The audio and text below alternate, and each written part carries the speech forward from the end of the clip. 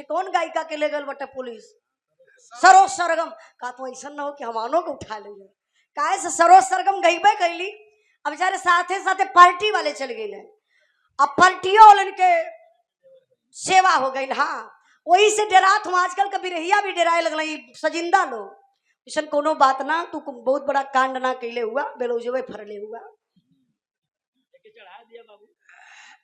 अरे मत ऐसा मत लिख दिया कि भैया डराता रहा कहा थोड़ा देखा टाइटल ही मत लिखिया कि फलाने गवैया ने फलाने को रेला अभी लोग लिख दिए हैं डायरेक्ट उजाला यादव हारमोनियम मास्टर ने एक औरत का ब्लाउज फाड़ा हाँ हम टाइटल यही से बता देते ना ई मत लिखल जाई लेकिन लिख भी सकल जाला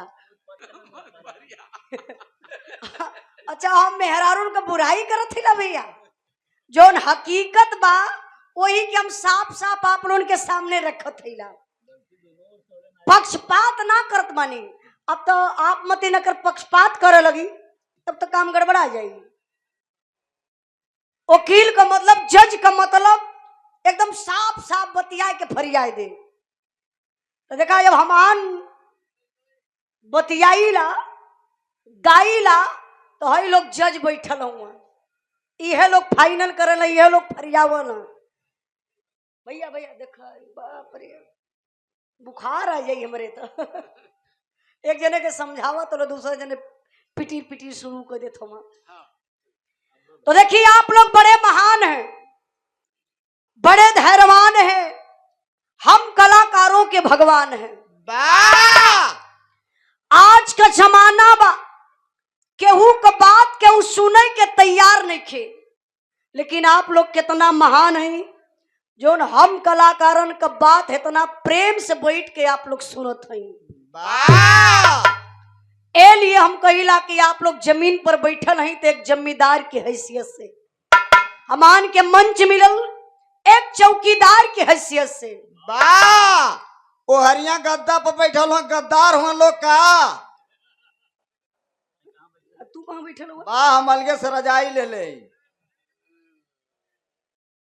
तेज आदमी हुआ तेज मनावत हुआ रजाई लेके बैठल हुआ देखी बड़ी बढ़िया बिरहा रहा अब आप लोग बताई बिरहा वैसे मुड़िए कटौल वाली हो कि थोड़ा से बदल के बिरहा गा दी जो ना आप लोग यहाँ से जा तो चर्चा करत जा कि वाकई मुजलवा आई तो बिरहा गौलस अब बिरहा का चीज होला वह ना मुड़िया उड़िया काटब तो हम झाई दे केहू का काट उठ के आर वार से जोड़ब एक जने कनाई तो एक जने कटना जोड़ना है ना हम मुड़ी काटे शुरू करब ना प्रेमचंद भैया हाँ तो 5-6 जने का इकट्ठा कटी सबकर एकदम नहीं सबकर नाम काटे शुरू करब तो केहू को छोड़बे ना करब अभी कहीं ऐसा ना डरा जाए कि कहीं उजलवा तलवार उठावे तो यो हो हिरे का बिटिया हिरे का खून हो कहीं सबकर ना काटे शुरू कर दे का भैया नहीं नहीं ये नहान उनको थोड़ी हम काटब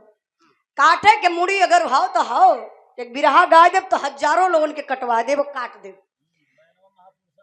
हाँ लेकिन हमारे भाई साहब का आदेश है कि कुछ सामाजिक पारिवारिक बिरहा हो जौने से आप लोग जाएं तो कुछ चर्चा करें पहले का पुरनिया दादा लोग इकट्ठा बैठे पहले मोबाइल का जमाना ना रहल अब तो 4 जने इकट्ठा बैठ गईलन तो वो अपने अपने मोबाइल में व्यस्त हो गई केहू से केहू का मतलब ना केहू से केहू का हाल चाल कहीं भी देखी ना साहब आप लोग देखत होगा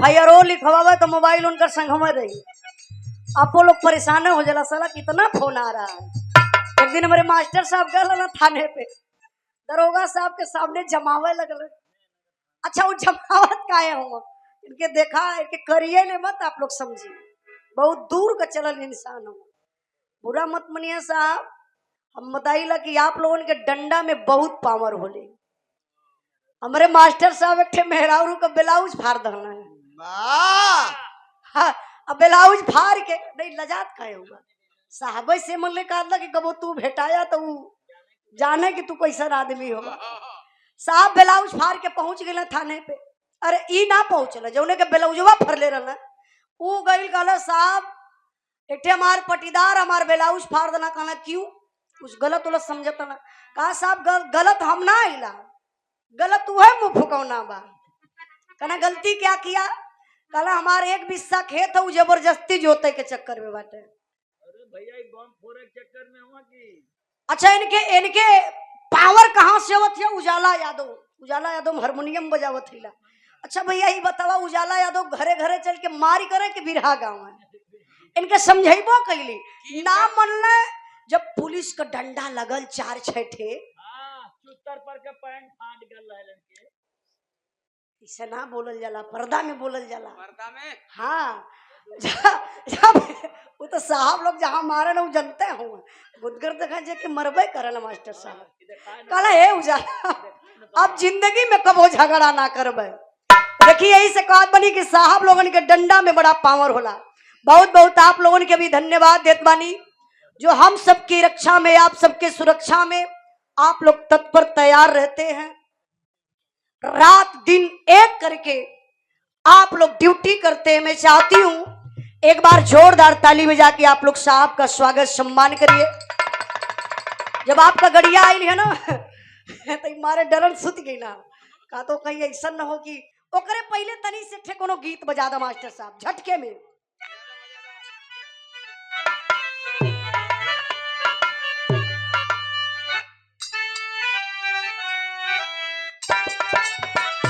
ओहो क्या बात है।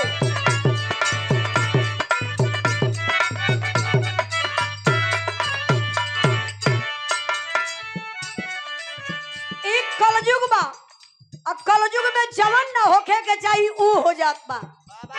हमार गीत ही संकेत करत बा का मास्टर साहब? मर्दा हो गईल है जननवा, अरे बाप रे बाप।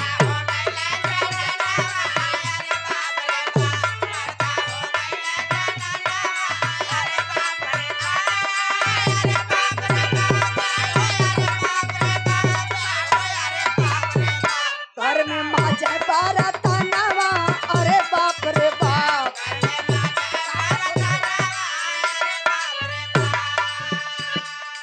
दाढ़ी मोछलवा वाले भइला एक नंबर जनाना।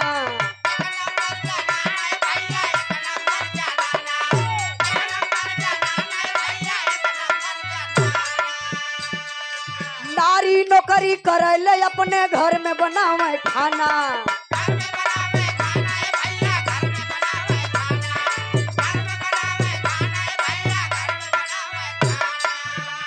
कपड़ा फीचे रातो जीनावा, अरे बाप रे बाप।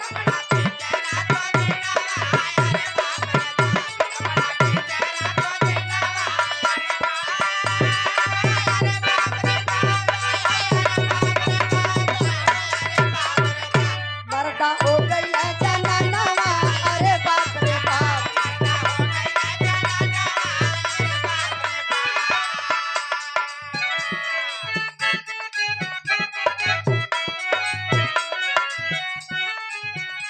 उहे कमवा पहले करा समझल कैली। हर लोगन का एक जगह होले, एक स्थान होला।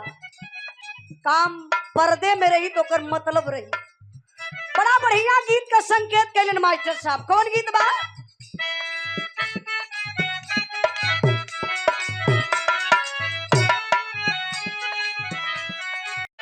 अब हारमोनियम बंद हो गई का? काहे बंद कम बजा तो भैया।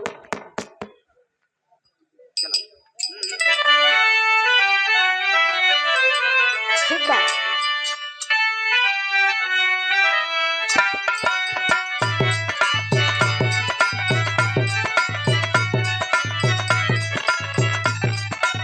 ओहो क्या बात है।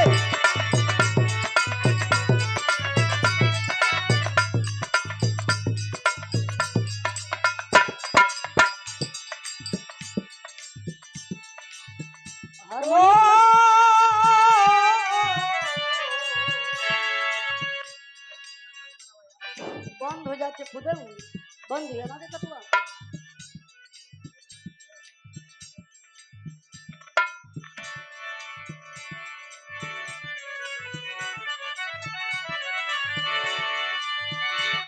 लगा के वो लाली जादू के रूप सितारी।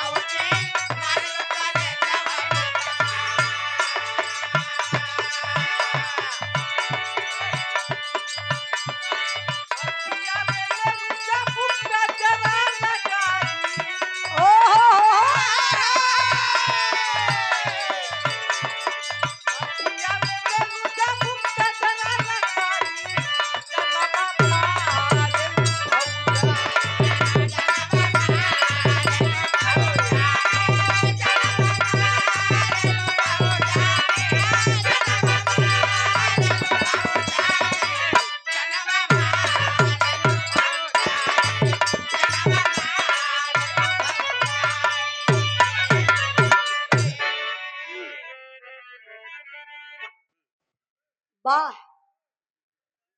वाह रे मेरे मास्टर साहब।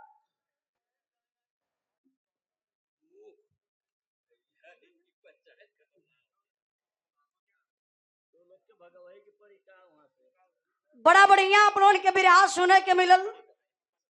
भैया का मूड़ी सैया में और सैया का मूड़ी भैया में। एगो प्रमाण भी बतौला है।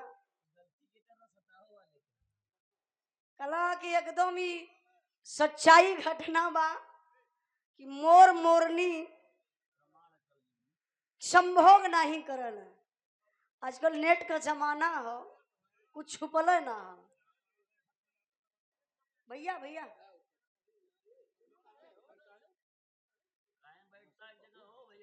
अच्छा बतियौतो हो तो गलियां बगलियां दूर जाके ना बतिया ले। हो हरे बतियावा ना हम काहे के बोलबे करब। हाई फील्डिया खाली कदा ढेर कीरी काट फेंका अब इन उतरल ना हो। हाँ हाँ कीरी होले दूठे ना थनवा यारे कहीं बगलिए में हो कि कहीं दूरे। आप लगन वाला ना 70 वाला कंपोजिट ई चढ़ा लाना है तो अपने आप के खुद ही दरोगा बन जाला। दरोगा साहब का कोनो जरूरत नहीं, खुद ही हिसाब कर लिए। हाँ ये गरीब 75 हो गला बढ़ गला 5 रुपया बढ़ी गला देखो इनके पता ये भी अब 75 के मिले का। अब 75 का हो गई।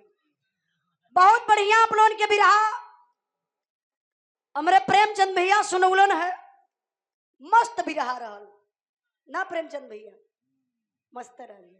लेकिन एगो बात का तो ई मेहरारून का बुराई करत ही। अरे भैया ये सब इलाहाबादी ठग हमें ना लोग राजी लगत आई ये देखिए सम्मान की हमारे बड़े भैया आप वार्ड नंबर 2 से धनुपुर के धरती से जिला प्रत्याशी जिला पंचायत सचिन कुमार यादव एडवोकेट साहब। अच्छा सचिन भैया बहन हुआ और घनश्याम भाई चल गई ना वो एक नशा होले पावर होले। बहुत बहुत भैया के प्रणाम। लेकिन माता रानी रक्षा करे। आप लोगों से निवेदन करबे कि हमारे सचिन भैया का आप लोग सपोर्ट करी, सचिन भैया के वोट करी, सचिन भैया के विजयी बनाई। माता रानी रक्षा करे। राजकुमार यादव दरोगा जी जैन सर। देखिए दरोगा लोगों का पुरस्कार बहुत कम मिलेला। सिपाही हो दरोगा हो तब कई लोग खुदा दूसरे से लेना तब ले। अच्छा गलतियां करिए ना ये लोग गलती करिए तो आप लोग लिहल ना जाई। आप लोग अपनी जगह सही है, हम तो आप लोगों का सपोर्ट करी ना।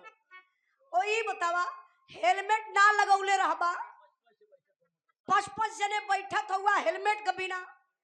अच्छा जात हुआ कहीं एक्सीडेंट हो जाए घर वाले घरे हुआ परेशान के होई। दरोगा साहब सिपाही लोग परेशान हो कहीं देखो साले का। पांच मार गए अच्छा साले साहब आप लोग के शब्द में साले बहुत जल्दी है वाला। 5 मर गए साले 2-3 गाड़ी ऐसा साहब लोगन कहो जो हम जानी ना लेकिन हम बताई नहीं यहाँ। अरे साहब लोग माफ कर जाई कबो ये रहूं कि मत बंद कर जाए। देखिए आप दरोगा साहब जी की तरफ से हमके लगा था कि आजमगढ़ से हुई हैं आप। हमरे आजमगढ़ जिला से। देखिए सम्मान किए हैं आप ए 500 रुपए का पुरस्कार देकर के एक बार जोरदार ताली बजा के आप लोग स्वागत सम्मान करिए। आपके चरणों में बहुत बहुत प्रणाम आशीर्वाद बनल रहे। तो ये देखिए मास्टर साहब कोनो गीत बजौला कौन गीत रहला दिमाग से उतर गई। एक गीत के छोड़ा ना बिरहा शुरू कर दिया का टाइम वेस्ट करी।